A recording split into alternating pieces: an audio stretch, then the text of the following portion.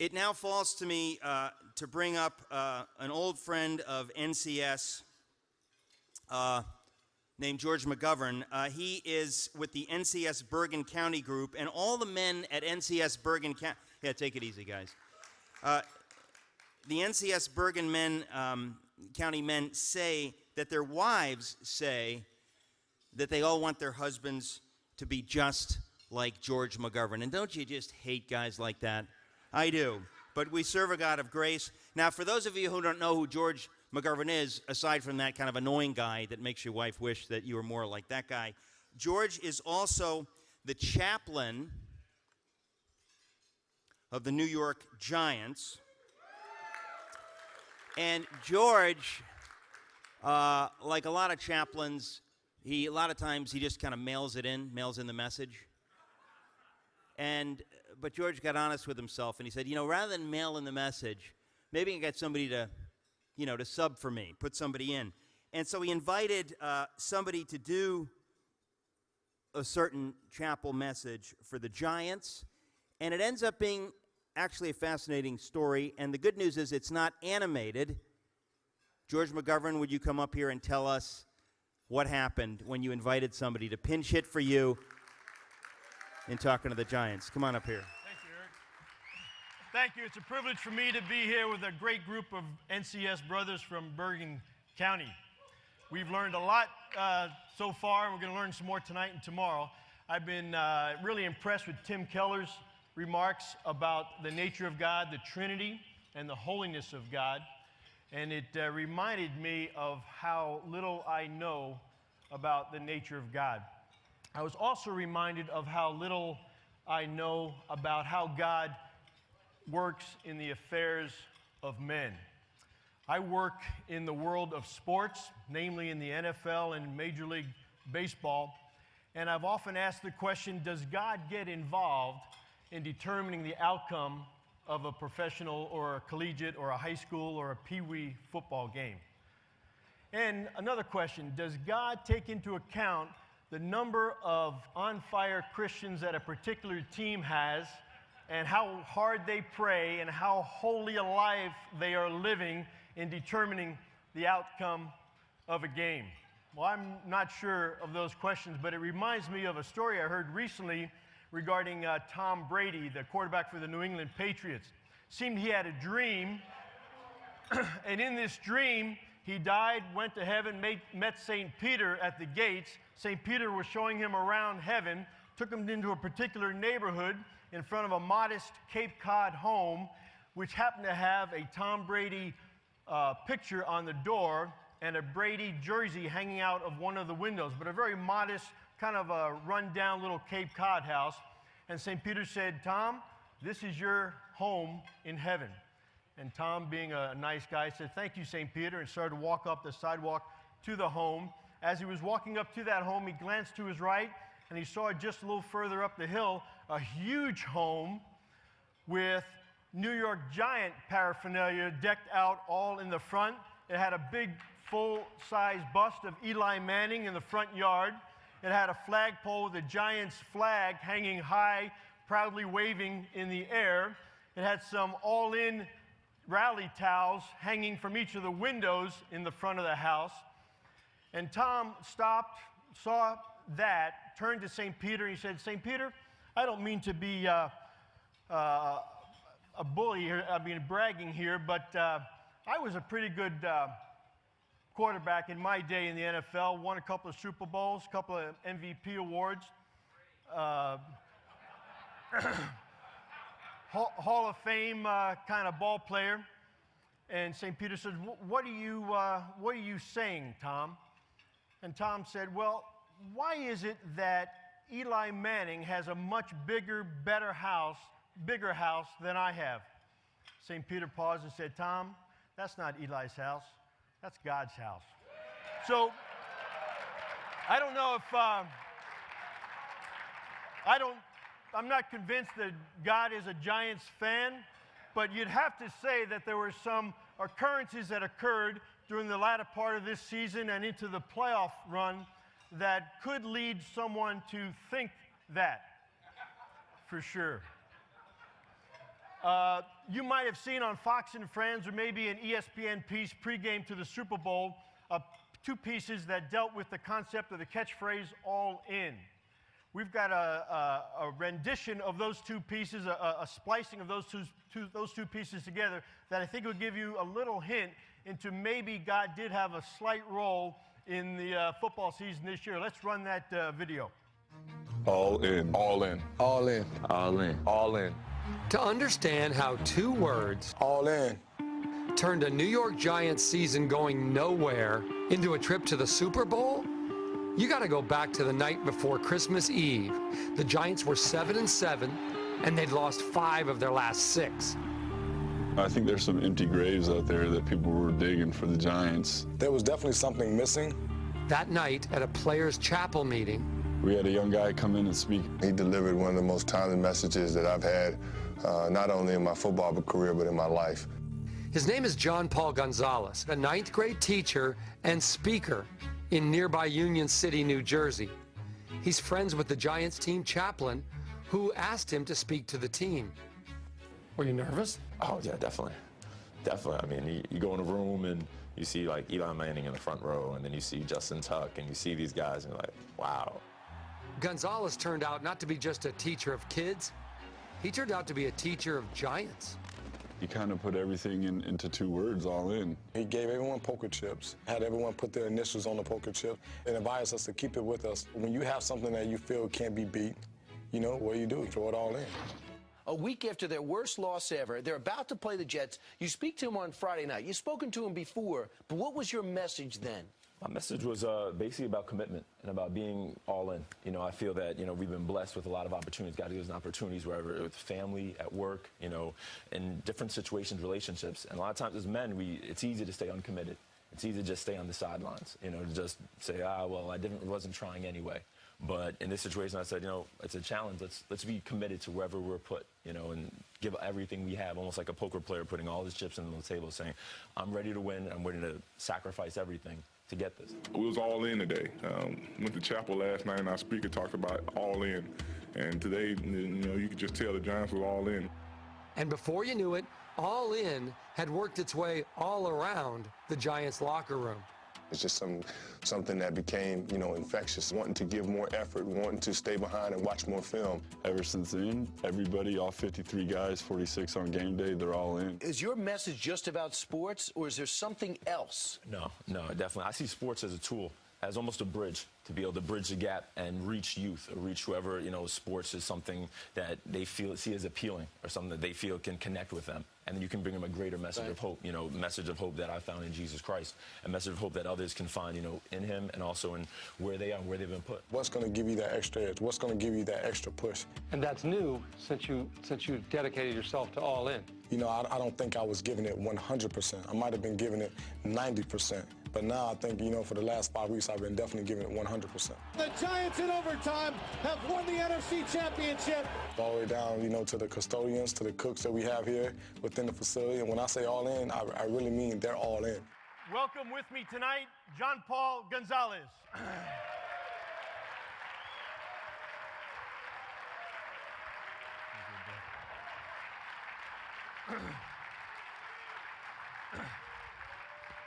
Welcome. A couple of quick questions we're going to ask you before we let you go here. You've had some other media opportunities besides those two. Tell us a little bit about how this snowballed into some other opportunities. You know, after what happened at the chapel and then what happened at the Fox News, I got a radio opportunity with Boomer and Carton in the morning, and that was kind of funny because Carton, even before I went on, said, "Hey, listen, I'm gonna be the bad cop. I'm gonna give you a hard time about this whole Jesus thing." And I was like, "That's okay. You know, we'll go along with it." But the New York Post and then, you know, Channel 7 Eyewitness News, and it just kind of snowballed into more newspapers and honestly more of a way to just proclaim, you know, the good news. That's great. Talk a little bit more about this concept, All In. All in, I think, like I said at the chapel, a lot of people ask me, oh, is it a mantra? Is it something where, you know, you just say it and you believe things will get better? I say it's a lifestyle. It's a lifestyle that trickles down from your relationship with Jesus Christ into every part of your life. For me, being a school teacher, it was a lifestyle where it said, what can I do to be more all in for my kids? So I get up at 5 a.m. and start a basketball league to get them to school on time. You know, whatever it takes, you know, being totally devoted to someone exemplifies Jesus Christ's devotion to us. That's great. I'm going to put you on the spot. You were an All-American collegiate basketball player. does God get involved in the outcome of games? Well, being we never won a national championship, probably not enough of mine. No. I definitely believe, I'm a firm believer in the fact that I believe he takes a role in the fact that when we give him honor and glory, and it's a situation where we're going to bring him glory, and he's going to get, honestly, a bigger place to say how great he is in our lives. I think he definitely has a way of, I know, giving me peace before games, just making his presence known even in the hardest situations, the most pressure-filled situations, not going along with the feelings of anxiety or nervousness, of being like, guys, we can handle this. It goes beyond understanding or on words, but oftentimes God is that, and he does that. I don't understand it to a science. It's not like you read the scripture and you'll win the next day, but I definitely believe he has a hand in that. Are you all in? I'm definitely all in. Bergen County, you all in? Thanks, John Paul. Wow. Okay, look, we're in for it. You know that the fun doesn't stop, okay? We're going to hear now from an extraordinary comedian, and after Michael Jr., there's just all this other stuff. Meet me in the gift shop after Michael Jr. But right now, let me tell you about Michael Jr. Michael Jr. has been, think about this, on The Tonight Show with Jay Leno. Anybody here been on The Tonight Show with Jay Leno? Yeah, I didn't think so, so shut up.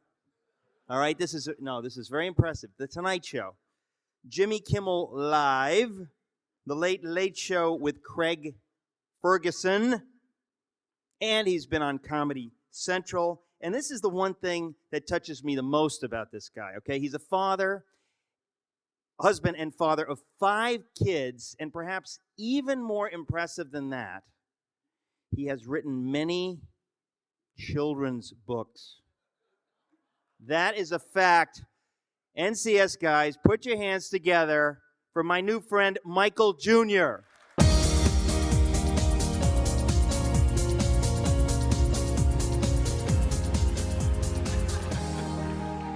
guys are awesome.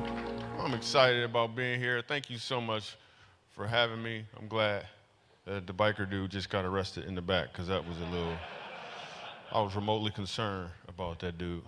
So we're gonna have some fun. My name is Michael Jr. I'm gonna do some jokes. But they're not gonna start right away, though. So, see, for me, comedy is it's like dating somebody that you really, really like, and I don't want to rush this, I used to do that. I used to come up on stage, I would do a joke right away, jump right in, but, I got hurt, man, so, Now, let's be honest. I'm sure you've seen a lot of comedians in your day. I know I've had my share of audiences,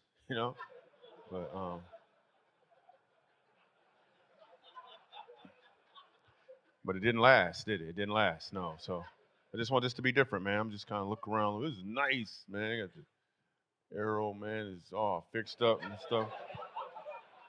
It's pretty. It's awesome. Look, I'm not the only black speaker on the stage. There's one right there. That's awesome.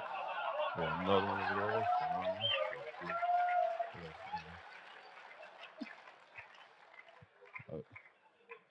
It's a lot of awful lot of white sheets in the audience, though I will mention that. I don't know if that's, you can say black speaker, but not white sheets. That's messed up. So it'll be roughly 3 minutes before we actually get started with the schedule. Is that a sheet too? Wow. About 3 minutes before we get scheduled jokes started. I just kind of take my time, man. I like to look around and see what's going on, man. Saw y'all in the hallway talking and stuff. It was cool, man. Some cool stuff was happening. And I'm cool with the comedy. The silence right now, you're not used to that. You're like, wait a minute, it's supposed to be funny immediately. No. It's no pressure.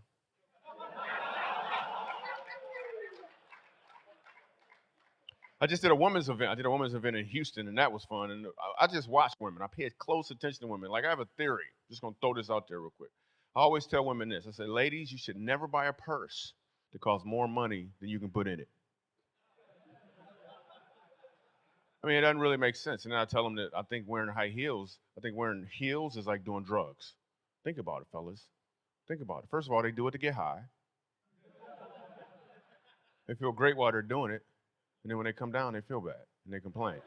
So All right, so let's get this started. Let me tell you about me. It's amazing. I can do comedy all over the place. I've been on all the TV shows, which is cool, but I also perform at the casinos in Vegas. Some of you guys have seen me in Vegas. Don't act like you see me there. Anyway. I don't remember. So I get to perform in Vegas. I perform at the clubs. I also perform at churches all over the country. Now, it's the same show wherever I go. It's the same guy wherever I am. It's not like it's two different shows, but it's mad fun just bringing the funny. And the crazy part about doing comedy at churches is when I was a kid, laughing at church was illegal. You couldn't laugh at church. I remember one time laughing at church, right? One time, this lady was jumping around and her wig fell off. That stuff was funny, right? I laugh and my grandmother would pinch and twist. I'm like, I can understand a pinch. You gonna twist? That's the devil, Grandma. That's the devil. Like, nobody was teaching at this church. No, this dude was up on stage and he was mad at everybody. I'm 7 years old. I couldn't figure it out. Then I figured it out at 7. He was mad because he had some phlegm caught in his throat. Because at the end of every sentence, he tried to get it out. He'd be like, the Lord said, ah. Act like you're, ah. I'm like, Grandma, he need to gargle, Grandma. This stuff made no sense to me at all, man. It was really, one time I go to church, there's a dead body in the front. Nobody explains to a 7-year-old Michael Jr., it's a funeral. It's not church. I'm thinking that's how they roll. Like every third Sunday or so, they bring a dead body in as an example. And the dude on stage yell at everybody like they the ones that did it. The only explanation the guy on stage gave me, the only explanation I understood was he went to see the king. That's all I got. He went to see the king. And I was in a kids choir and they would call us up to sing. And what song we had to sing? Soon and very soon, we are gonna see the king. I don't want to see the king. I don't want to see the king. That's what happened to the man in the box.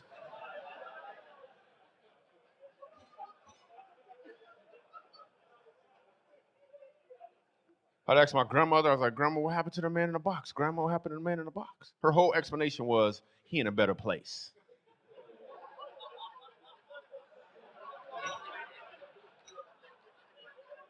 I'm like, what kind of box did he live in before?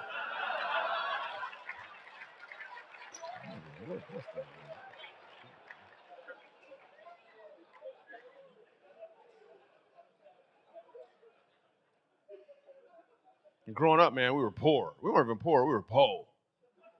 We couldn't afford the other letters, man. We had no money. I was actually being sponsored by a family from Haiti.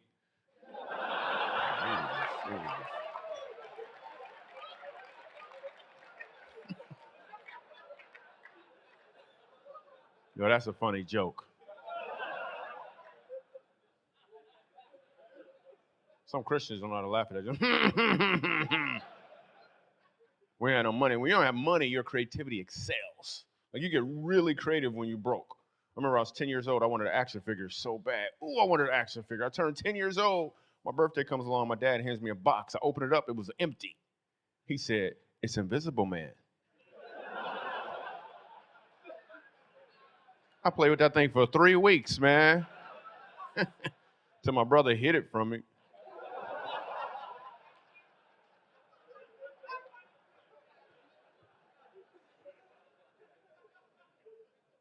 We had some games. We had this one game we used to play called Talk About You. That was the whole game. We would talk about each other all day. Me and my friends sit around and talk about each other. They're like, Michael Jr., you got some big feet. I'd be like, oh yeah, well you so dark skinned. I bet if you ride a motorcycle, you get a ticket for tinted windows. That joke is funnier if you got black friends. People looking around like, I don't know if I can laugh at that one. I don't know. We had the game Operation, right? When we had no batteries. And my cousin came over and he figured out a way how to plug it into the wall, right? It's a whole nother game now, yo. It's a whole game. Operation Roulette is what we called it. And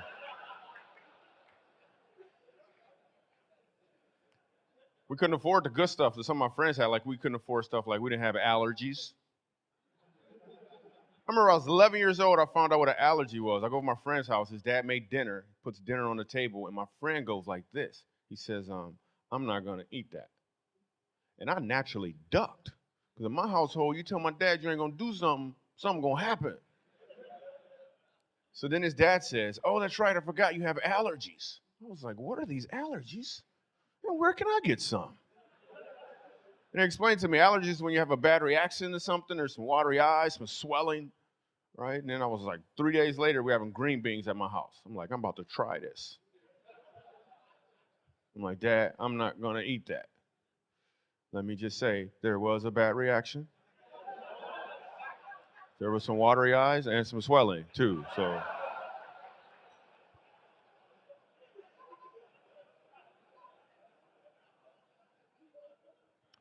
I won't say my neighborhood was the roughest. It was a little rough, though. We had some crazy characters in my neighborhood. We played games like any other neighborhood. Remember the game Slug Bug? You see a slug bug and you hit them, you see a little Volkswagen, bang. But we also played backhand minivan. And Dodge Ram Body Slam. That was another game we played. And there's always one crazy dude in the group, and he would play Hit You in the Throat Tall Building. So that was it. So. Take your time, man. It's cool. I'm just let you work it out, man. Just let you work it out. So I always pay attention to people. I love going to the mall, just looking at people, sitting back and paying attention to them. Man. I was at the mall. I saw a dude who had on a shirt that said, "If you don't speak English, leave the country." But it was written in English.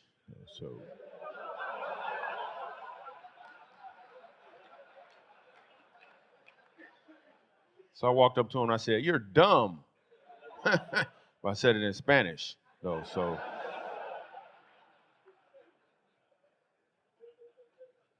I was actually in Tennessee when that happened. And in Tennessee, they speak this language. Anybody here from Tennessee? Anybody here from Tennessee? You are? Awesome. Don't get excited yet.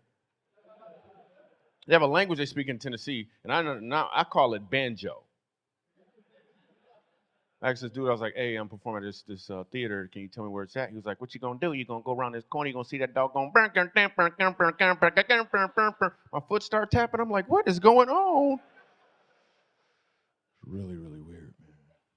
I do want to be clear and say that I'm not a racist. I do some jokes about different stuff, but I'm not a racist. In fact, half my friends are black.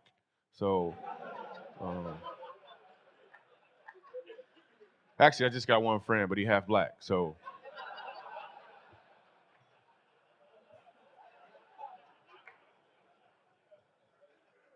I'm excited I can stand here and tell you guys it's been like over 2 years since I've had a cigarette. That's pretty exciting. Yeah, man, yeah. Actually, it's been a little longer. I've never had a cigarette before.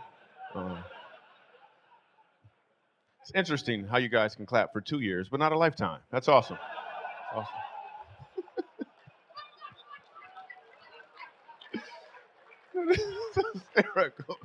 That is one of my favorite jokes right there. That's one of my favorite jokes. I love giving in the drive-thru. You ever do that? You ever hear about people giving, buying the other car, buying their food in the drive-thru? That is awesome. I try it a lot, but the car in front of me always pulls off. So whatever.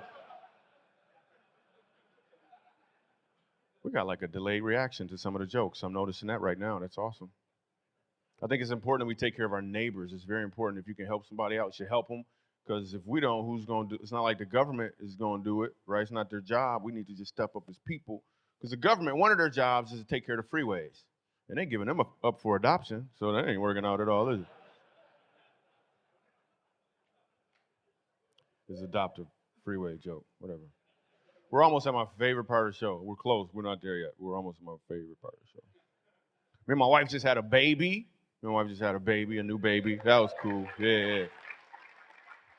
Yeah, actually, I got 5 kids, man. I travel a lot, so I can see them all, So it's comedy. Calm down. It's the comedy portion of the show, okay? Like, I knew it. No. No, all my kids are at home in college. Well, my daughter, I have actually a new one who she's 2 now, and then I have one in college. I got one in Pampers and one in college.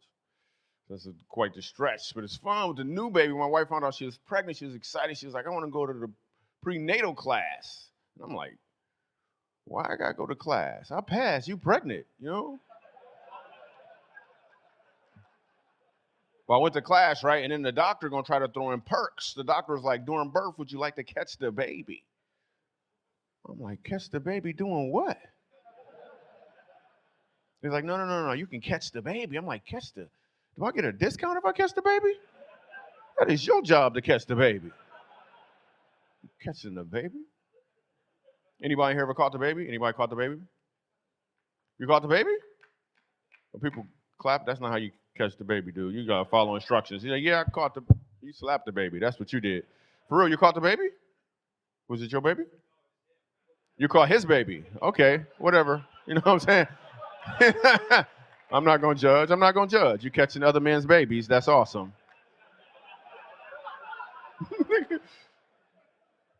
So he caught the baby and you just clapped for him catching the baby?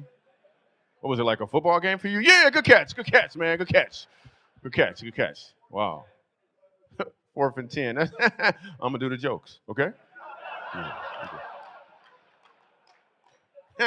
Came to the comedy portion of this with his own jokes. That's like going to a Knicks game with a basketball in your hand. Yo, I got the ball. Cool, I got the ball. You don't go to Starbucks with some coffee grounds in your pocket, do you? I just need sugar.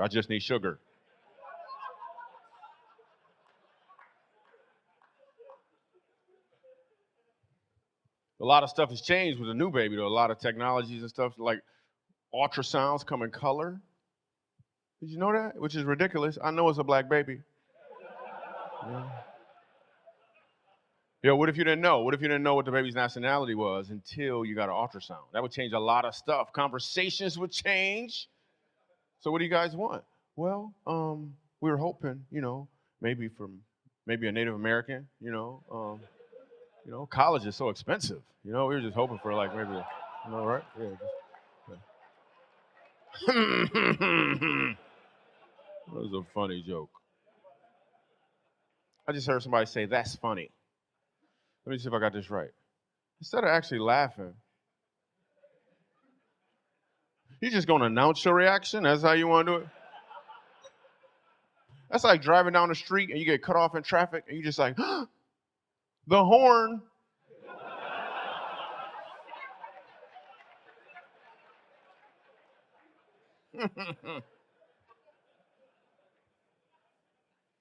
I'm excited now that our baby, now she's to the point, of course, where she sleeps through the night, which is so awesome because I was tired of waking up at 3 o'clock in the morning to wake up my wife. So it was getting old. No, fellas, I'm gonna tell you what to do. If you got a new baby at home, this is what you do. I would always get up with the baby. I would change her pamper. I would make sure she wasn't hungry. I would feed her. I would do all of these things that were necessary, right?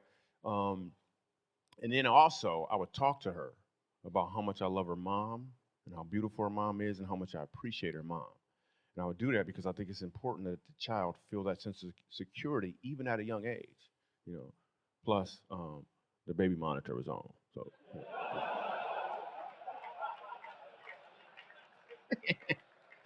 It's just a little side note for you to take home with you, just a little note. And I got teenagers. Anybody ever want to have a talk with your teenagers? You ever want to talk with them and have the talk? You ever want to break up with them? You ever want to sit them down and be like, listen, me and your mom were talking, and we think that it might be best if we were just friends. No, we're not seeing any other kids. No, we're not ready yet. But if you want to see some other parents, you go right ahead. Just give us our stuff back, and we'll call it even,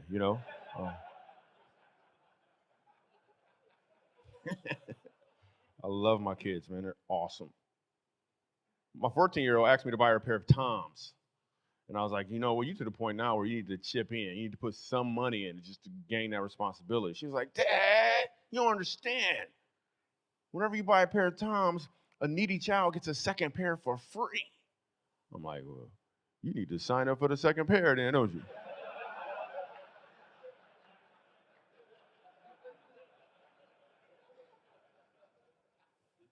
All right, now we're at my favorite part of the show. Yo, this is my favorite part of the show. This is like my favorite part of the show. What's your name, sir?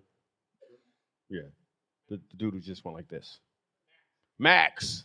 It's a cool name, Max. What do you do, Max?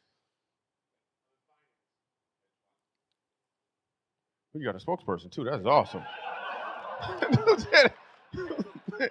That is awesome. He got his own spokesperson. That is phenomenal. He said I'm in finance. Then he was a ventriloquist. He said hedge fund. I got all kind of jokes popping in my head right now. I'm letting you know. So before I go to my favorite part of the show, I got to tell you how I think. Like I think way differently than most people do, and I've done this ever since I was a child. I didn't do it on purpose. I did it from not knowing some stuff. Like when I was a kid, it was really hard for me to read. In fact, let me say it like this: I couldn't read. Like for real, in grade school, it was really hard for me to read. I actually remember thinking for the first time. Let me explain.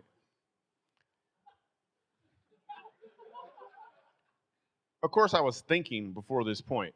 But does anyone in this room ever remember saying to themselves, wow, I'm thinking? No, you've just always done it. I remember the moment I recall thinking. I was in the 4th grade, right? I'm in the 4th grade. And I'm just going to be real with you. So I'm in Miss Foster's class, and Miss Foster was a little swollen. Let me just say it like that. She was a little swollen, right? And I'm writing on the board, and I'm shorter than Miss Foster is, and Miss Foster is taller than me, and we're both writing to the right. But while I'm writing, she's also erasing. I'm not going to explain. So then I said, wow, Miss Foster's really big. And I knew I was going to get kicked out of school, but I didn't get kicked out of school. You know why? Because I didn't say it. I was thinking it. I went around school thinking about everybody that day. So I still had this problem reading, right? Then I developed this ability, right? I didn't even try. I don't know where it came from. Well, I know where it came from. But I would see a word, and if I couldn't figure out what the word was, I figured out 7 different ways to look at the word. I would look at the font size, the color, how people responded to it, the position of the word. I came up with 7 different ways to figure out what that word meant. And then I got really good at it to the point where a lot of people didn't even know I couldn't read well. Then in high school, I literally graduated high school. I got to be real with y'all because we all men in the room. I graduated high school probably reading at a 4th grade level. Then after high school, I really, dug in and got stuff done, and now I read very well. But in high school, it was hard for me to read. But then I developed this ability to not just look at a word 7 different ways.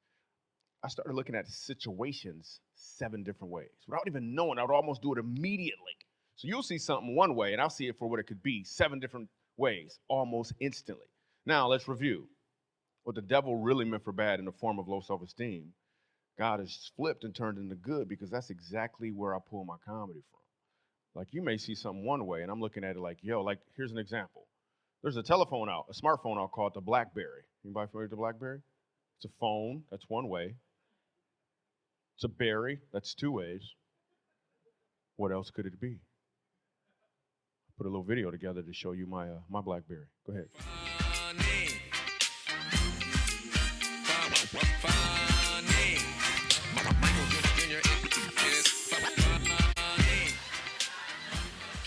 See here, you feel you have a very strong case against the top telecommunications company. Why don't you tell us about that? I'd like to introduce you to my assistant, Barry. As you can tell, he's black. BlackBerry.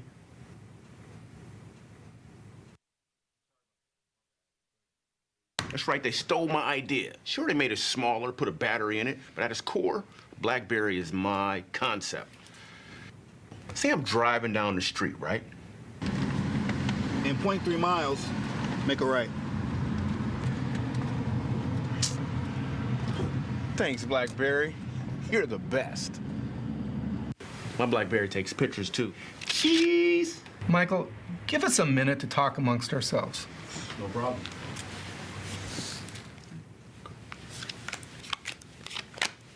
Michael, to prove a case like this, we need proof.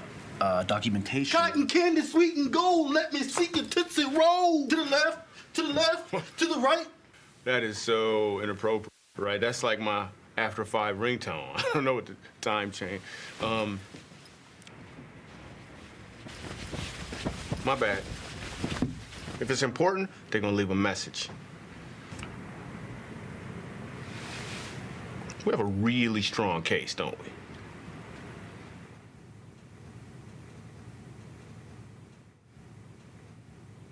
Michael Jr. is. It's just another way to look at a BlackBerry, isn't it? So it's mad cool. I get to look at stuff like that. Like I see it all the time. A lot of times this stuff is very, very creative and funny, but other times it's just a whole nother way to look at a whole nother process. Like I'll see something, you're like, yo, why is it done that? It was really cool. It's a cool gift. I actually have some companies bring me in sometime to sit in their brainstorming sessions because apparently they don't know it's supposed to be a brainstorm. They think it's just supposed to be a brain settlement or something. Like you gotta move things around. So now we're at my favorite part of the show. Is my favorite part. What's your name, sir? William. That's a cool name. I like William. It's better than Bill because he shows up at my house often. William, what do you do?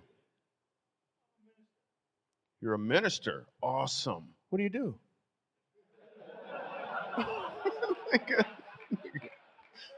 I mean, like, how do you eat and stuff? That's what I'm really saying.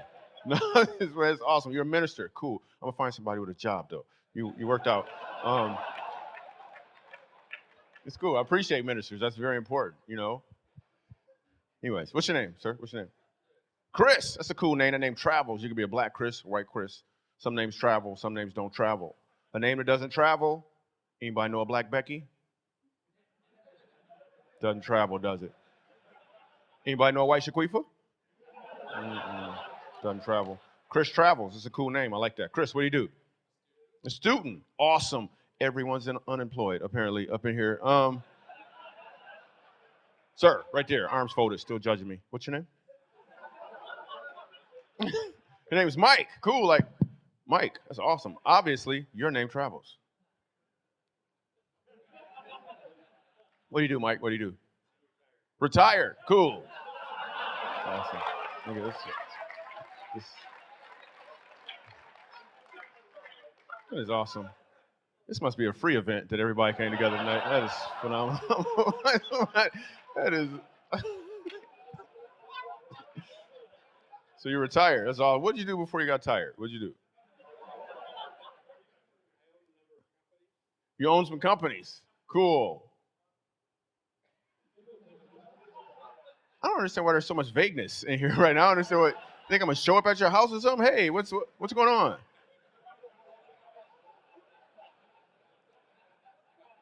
Sir, what's your name? Your name's Glenn. That's what it says right there, too. Glenn, what do you do? But what do you do? You're in ministry, too. That's awesome, Glenn. That's great. I'm gonna talk to this guy right here at this table. Hey, what do you do, sir? Awesome. Office manager guy who owns a bunch of stuff. That's great. I gotta make up a person.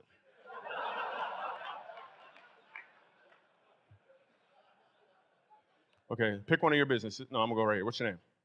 Tyler. It's a cool name. Tyler. It's awesome. Very important. Floors are very, very important. It's too much work for some of y'all. It's too much work. Tyler, what do you do? You work with kids. Awesome. We all do. That's great, man. You're a youth minister. All right, cool. Anyways, I'm gonna jump to my favorite part of the show because he does not. This is how it normally happens. I normally find somebody that actually got a job.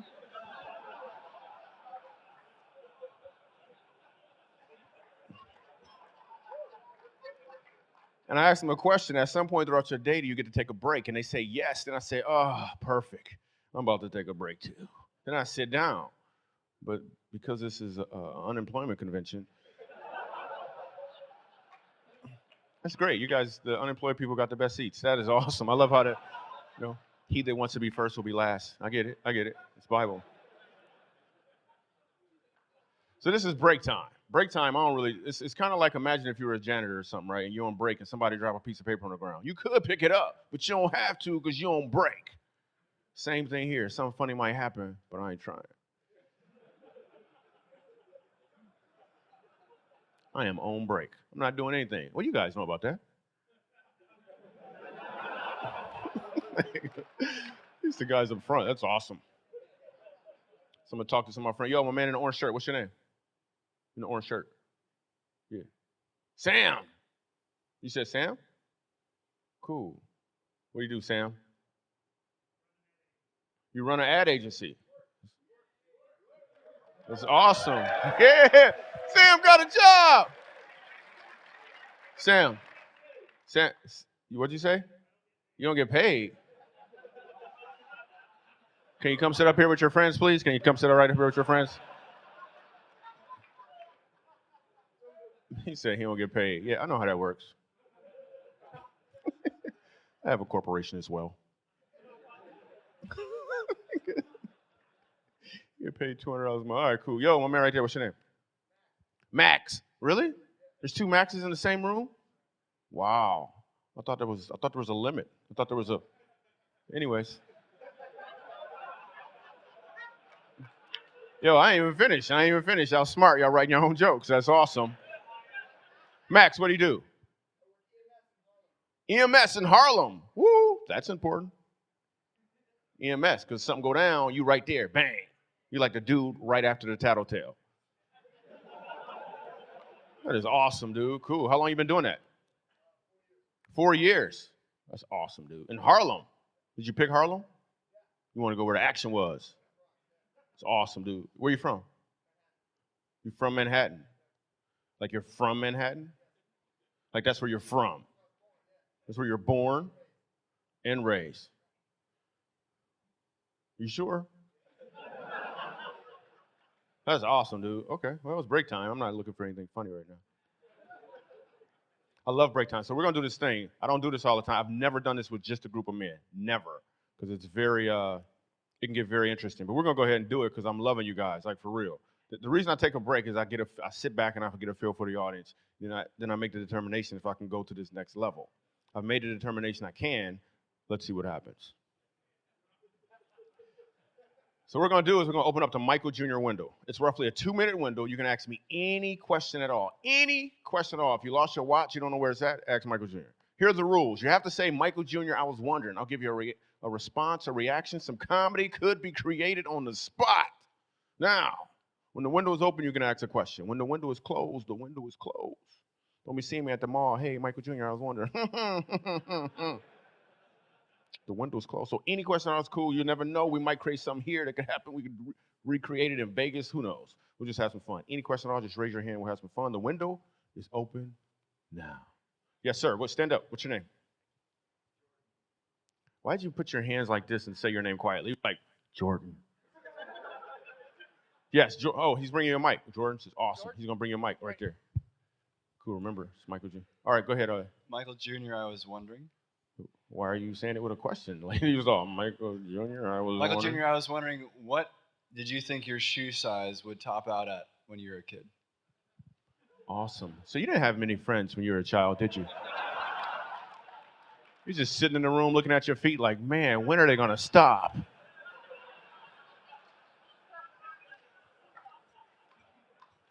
You thought I was thinking about my shoes? I was barely reading when I was a kid. You think I was looking at my shoes?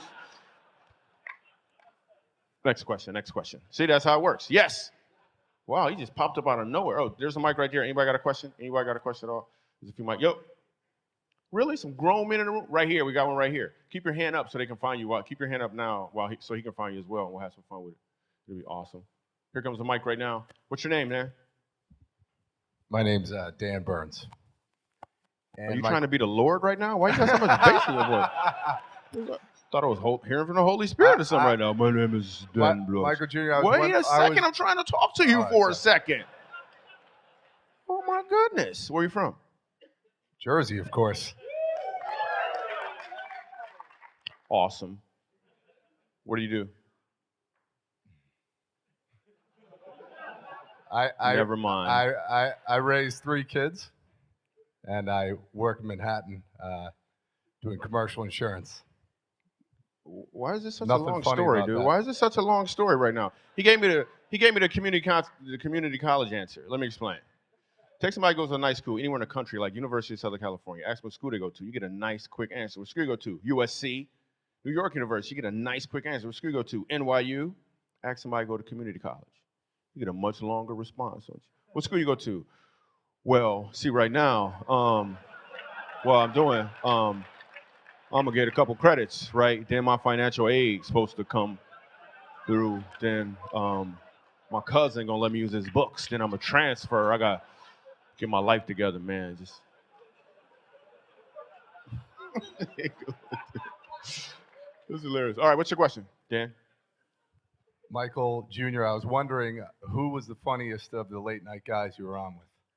The funniest, the most authentic, the nicest guy was for sure Jay Leno, like for sure. I mean, like really. In fact, I'm gonna tell you a story about me and when I first met Leno. I'm gonna tell you a story.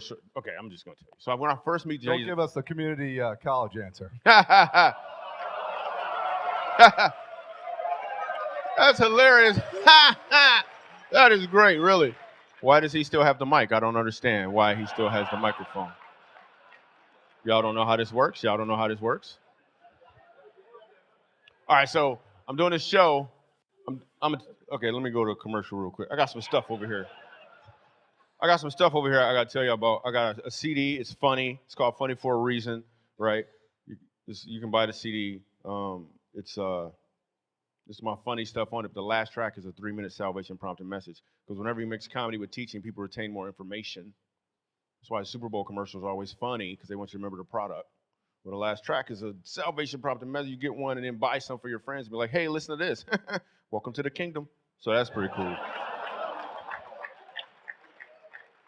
And then I want everybody to make sure that you leave with a flyer, because it's very important that everybody be able to contact. And then, listen, I know you guys put in work. I know we were joking about you guys not working, but I've done the research. You cats is putting in some serious work and on some great levels, and I appreciate it. But a lot of work. You want to make sure you can supply yourself with some funny, and I'm hitting you with funny all day via Twitter and Facebook. Like, we're having crazy. We just did a Twitter series called The Most Ignorant Man in the World.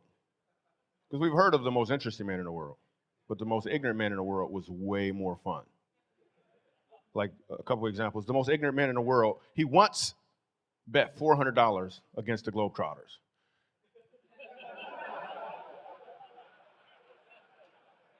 It's just an example, All right, so I also wrote a children's book that you guys want to get. This is one of my many, actually, I wrote one. But thanks, Eric, for saying I wrote several. That was awesome. I'm like, I got work to do. So it's a cool book that teaches kids the importance of working together. Actually, some corporations bought some and gave it to their employees, which the dude was very interesting, just because it talks about working together in a cool way. But this is what I want to tell you about the Jay Leno thing. All right, so I'm doing a show at this club called the Comedy and Magic Club in Hermosa Beach, California. It's a really hard club to get into, like really hard club. They don't just let anybody in this club. And I was brand new in town, and this comedian named George Wallace takes me into the Comedy and Magic Club. And in the green room is Gary Shanley, Jay Leno, now George Wallace. And I'm like, these are some soldiers in comedy. I'm brand new in town. I'm tripping. So at the time, they're working on a joke. A football player had got hit in the eye with a flag. Anybody remember that? He got hit in the eye with a flag, and he was suing the league for like $400 million. Now Jay Leno, Gary Shanley, and George Wallace are all working on a joke for Jay Leno's monologue. I ain't saying nothing. I'm just happy to be in the room. But your gift will make room for you. So I'm sitting there and they're working on a joke, and then it got quiet and they looked at me. And I was like, oh, snap. This is an opportunity. So I was like, all right, let me see if I got this right. He got hit in the eye with a flag. He lost his vision in one eye, and he's suing the league for $400 million. He's not going to see half of it.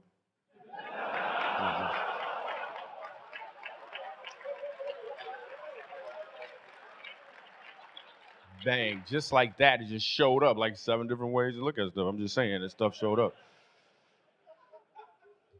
So it's mad cool. So shortly after that, I was on the Tonight Show, and Jay Leno was probably the most authentic, cool. I mean, just so cool, just so, I don't know if down to earth is the right word, because I don't even know what that means. So now doing comedy at churches is cool, right? This is like mad.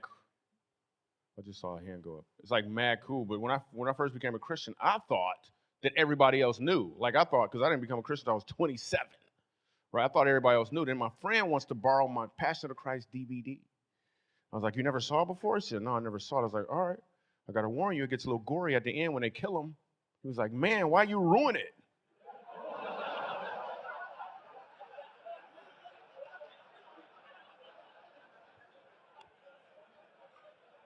It's like, my bad, I didn't mean to ruin it for you, man. So the cool part about looking at things 7 different ways, I love reading the Bible because the reading the Bible comes alive when you look at it through these eyes. Like I'm reading the Bible, found out Jesus had a little brother.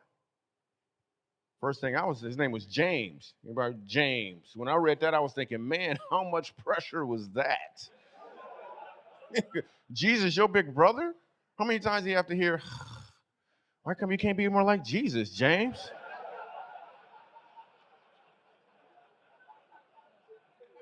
Because everybody probably thought James could do the same thing Jesus could do, but he couldn't. He was just James.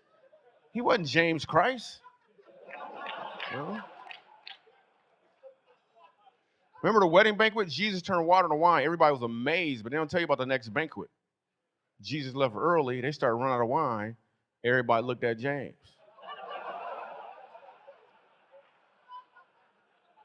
Hey man, last time this happened, your brother made some wine, dude. You just gonna stand there with your sandals on? You're not gonna. Can you make some Kool-Aid or something, man? You're not gonna do nothing. And you know how little brothers are. They follow their big brother everywhere. So I'm sure everywhere Jesus went, James followed him. If Jesus went there, so did James. I bet one time James almost drowned.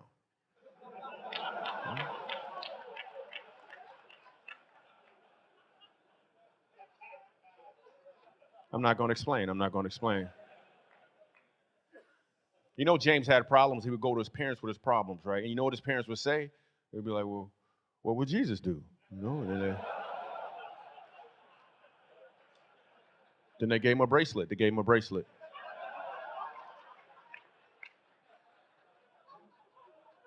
He started selling those bracelets too. That'd be so cool, right? A what would James do bracelet. Same initials, different meaning. You driving down the street, you get cut off in traffic, you fuss them out, your pastor gonna be like, yo, you got a what would Jesus do bracelet on? You're like, that's what would James do.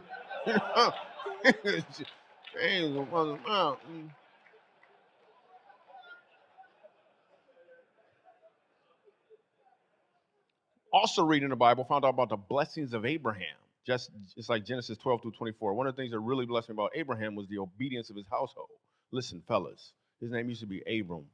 One day, God changed his name to Abraham, told him to go home, circumcise his entire household. Even the servants. Then the Bible said he went home that very same day and did it. Yo, that is obedience. Because I don't know if I could have been a servant. Just saying, I would have had a couple questions first. Like, wait, what happened? What happened?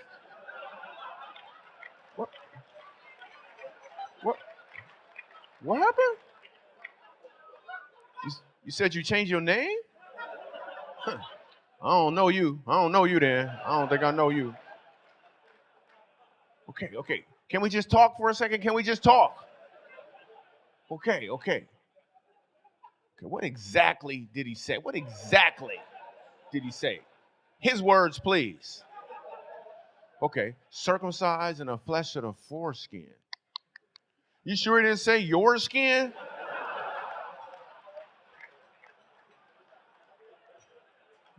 Go back up there and check, man. Go back and check. Come back with a note.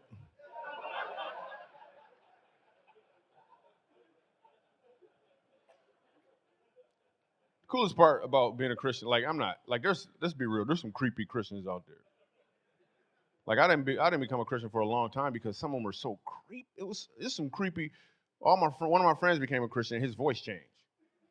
We have a regular conversation. As soon as you start talking about God, you're like, "Can I tell you about the Lord?" What is wrong with your voice? It was really, really weird. And then in prayer circles, I get to be in a lot of prayer circles. There's some creepy people in the prayer circles. For some reason, I'm always next to the dude whose hands are a little too moist. Now I got to do another prayer afterwards to get these germs off.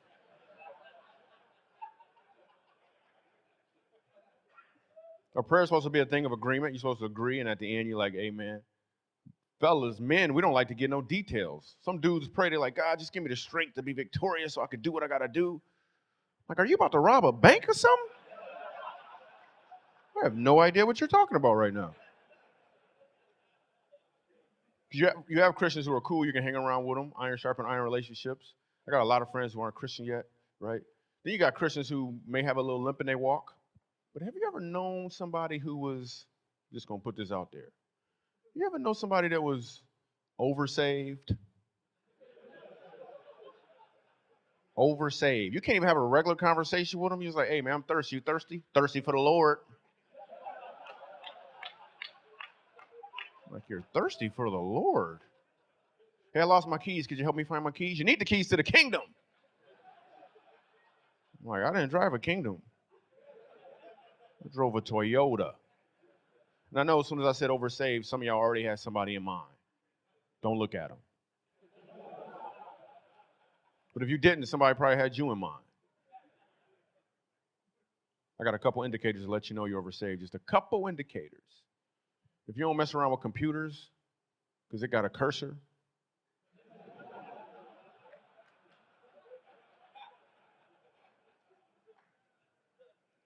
If you rebuke your friend's vacuum cleaner because it's a dirt devil, I'm sorry, you just simply oversaved. Simply. I remember getting baptized. That was a lot on it because I didn't know how to swim. I think that's important. They should give you swim lessons first and then be like, okay, you ready? Because then nobody tell me there was going to be that much water involved. This is how I learned how to swim. I'm 11 years old, fishing off a bridge. The fish not biting. My dad comes over. He's like, they're not biting. I was like, nope. He said, well, let's have some fun.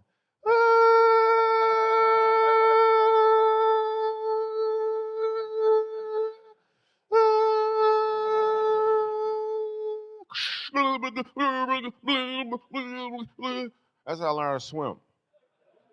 Fast forward like 10 years ago, I'm about to get baptized. I have not been submerged underwater since the bridge.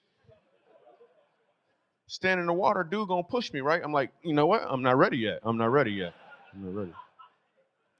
Standing there, he gonna push me again. I'm like, it's gonna be trouble in the water. It's gonna be trouble in the water. I got 7 different ways to look at this. It's a white dude he got on a white sheet. I don't know if this is right. Are you going to let me up? Are you going to let me up? This is not an 8-minute baptism. When they baptize you, what do they say? In the name of the Son, the Father, the Holy Spirit, dunk you underwater. Reading the Bible, Jesus got baptized. I'm like, what did they say to him?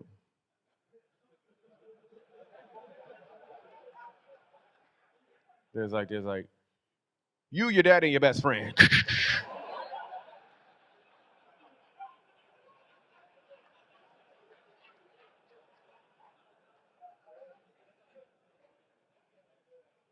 I really look at stuff different. Here's another example. Like I realized that like God has another name. He got a lot of names in the Bible you read them, but another name that he has, and everybody uses his name. Another name that God has is something. SOMETHING, something. I'm going to prove it right now. We always get a choice in life. We could choose A, which is the right thing to do, or we could choose B, which looks like fun. Sometimes we choose B, and then we got to deal with the consequences from choosing B. And one of the first things that come out your mouth while you're dealing with the consequences is, man, something told me not to do this.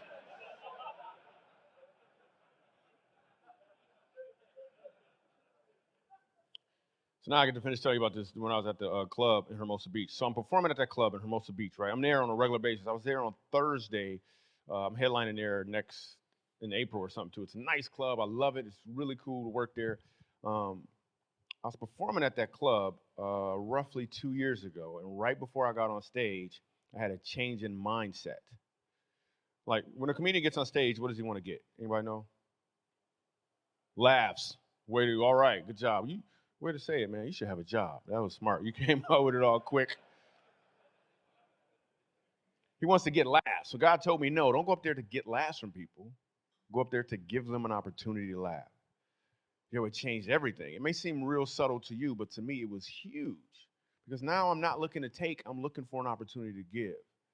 So that same night, after I'm talking to the people, I go outside and there's people that are they're talking to me, they're buying my stuff, they want autographs. It's the same thing every time I leave this club. But this time, while I'm talking to the people, I look across the street and I saw a homeless guy. I had never seen a homeless guy outside this club before, ever. But that doesn't mean he wasn't there before. That just means before, my mindset was to get laughter from people. So why would I even notice a homeless guy? You can't get laughter from him. So then I saw him, I was like, man, what about him? How could I give him an opportunity to laugh? Then I asked God, and God was like, you really want to know? And I was like, nope. You know it's going to be an assignment or something, right? Then I said yes, because I was getting on a plane.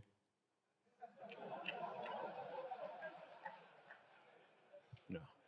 So we went on ahead and we did this comedy tour. We actually made a movie of it. It's called Comedy, The Road Less Traveled. Everybody should get a copy of it. Like, everybody should get a copy of this. If you can't afford it and you're unemployed, then, you know, talk to my boy upstairs. He'll probably get you one. I'm just playing. So we're going through this comedy tour. First place we go to is Fort Worth, Texas, a place called the Samaritan House. Everyone at the Samaritan House is homeless and they have HIV. And they brought them all together. I heard their stories and we brought them all together and we did a comedy show for them. And they laughed. At the end of it, this guy named Steve wants to talk to me. Now, the facilitator already told me Steve doesn't talk to anybody, but he wants to talk to me. I'm like, why you want to talk to me? Then he went on and told me that up until that night, he hadn't laughed in over 20 years. And when he said that, I almost started crying. I'm like, I ain't gonna be crying, man. You better back up. So we leave there, we go to Montrose, Colorado. There's a place there called the Dolphin House. The Dolphin House takes care of children who are being abused by their parents who are on drugs, right? And his grandmother tells me the story of her grandson who's being abused by his mom. And he's so afraid of his mom, everywhere he goes, he wears a Spider-Man costume, full costume, everywhere he goes. One of the things she's been doing to him is she's been pulling out his toenails. So I hear this little boy's story, and I hear all these other kids' stories. Then they bring them all together, sitting right up front, Spider-Man, full costume, him and his grandmother and all their caregivers. Now listen, if my mindset was to get laughs from people, there's no way I would have went up on stage. But because my mindset changed to giving people an opportunity to laugh, I had to go up on stage. So I go up on stage, I start doing comedy. People start gradually laughing. We start having a good time. They're laughing more and more. 30 minutes or so into my comedy set, I hear a voice come from right here, and the voice says, my name is Ronan. This little boy pulls off his mask, introduces himself to me. He starts talking to me for like 9 minutes, like I'm not doing a comedy show. He talked about Spider-Man, talked about Batman. He said, Batman has a belt. And I was like, well, I got a belt too if you don't sit down somewhere, right? That's exactly what happened. The whole room laughed. In fact, that was the biggest laugh of the night. Now listen, fellas, I can guarantee you it was not in my notes to do a joke about whooping kids in a room full of abused kids. But it was like God knew what comedy needed to be done. The gorilla had to leave the room, and we had a great time after that. We leave there, we go to Skid Row. Right, we go to Skid Row, Los Angeles. Dude says to me, Michael, I've been homeless for 7 years. I was on crack cocaine for 5 years. I was beaten, stabbed, and left for dead. I could really use a laugh.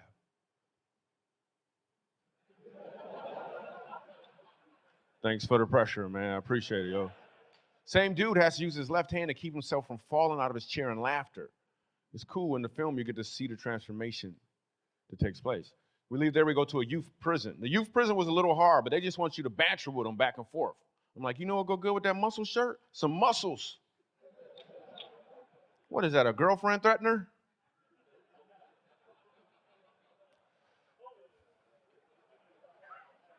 I'm not going to explain.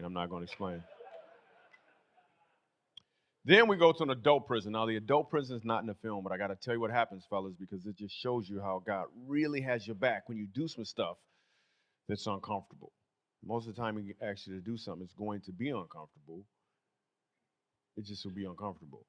But that's what makes you grow. So we go to this adult prison, and I'm scared for real. These are grown men doing real time. I'm going there to do jokes and leave, hopefully. As soon as I walk in, the warden takes my belt from me. He's like, you can't have a belt. Somebody might try to hang you. I'm like, can't they just boo me or something? Why they gotta hang me?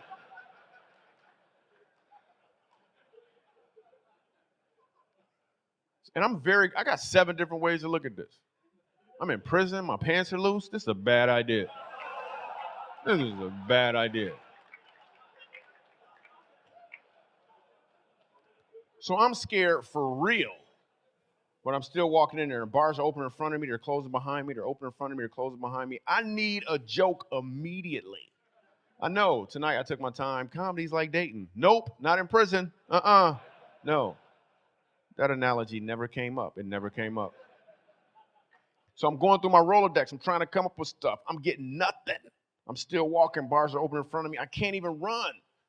I'm going through one joke pop up. I was going to say, you know, you guys are a captive audience. I just want to say that, man. But I was scared. I'm like, I'm not going to do that up front. I'm not going to start with that one. So I'm scared and I'm still walking. I got nothing. I walk in, all the prisoners, there's no glass, there's no stage. I'm on the floor, they're right there, 3 feet in front of me, a whole bunch of these cats, and they're all wearing pink jumpsuits. So what? I ain't saying nothing about them jumpsuits. I got nothing. I'm sitting there and I remember putting my right foot down, still got nothing. I put my left foot down, and when I settle this left foot down, I look, and for real, sitting right up front is a white dude with a white beard named Moses. I was like, thanks, Lord. So I looked at Moses, and when I said these words, the place exploded in laughter. We had an amazing time.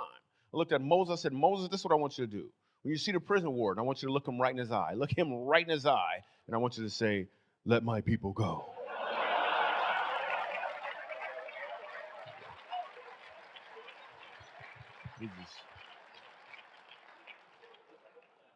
That stuff was pretty awesome. And we just had an amazing time out there. So look, this is what I'm gonna do. I'm gonna show you the trailer to the film. The name of the movie is called Comedy, The Road Less Traveled. But listen, comedy is what I do. So you can take the word comedy out and put whatever it is you do and think about what you can do to really get it done in your community and even bigger. So that's what I actually want to do at my events. Just watch the trailer, check it out, Comedy Road Less Travel. And I'm gonna talk to you for a couple seconds after that. We're gonna bounce, we got some fun, it's gonna be cool. Here's the trailer.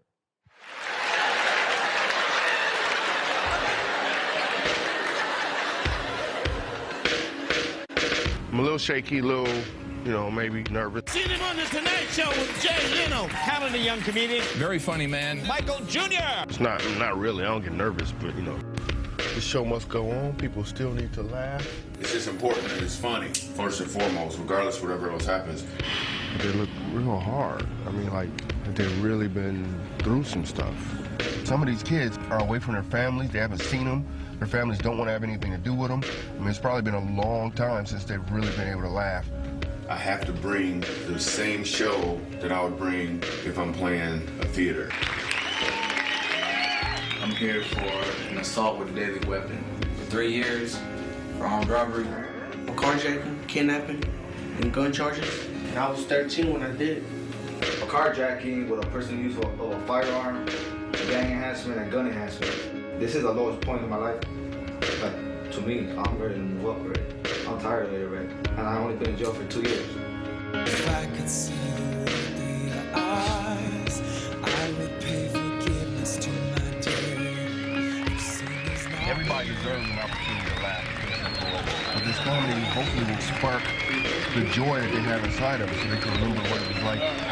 It is good to hear you guys all laugh together as opposed to laughing at each other. We're on our way to the Union Rescue Mission. Skid Row is where we're headed. I'm 29, I'm homeless, I'm an addict, and I need to laugh. My dad bought a house, and he put all 5 of us in it, and he never was home.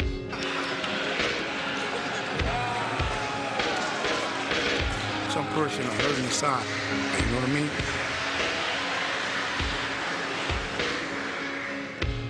I want to do a comedy show for drug endangered children in Montrose? So that's not funny. Oh, I was at the drug endangered children's meeting at the Dolphin House. I didn't see too much fun in drug endangered children, but I changed my mind. I came to Samaritan House in '06. They gave me no chance to start my life over again.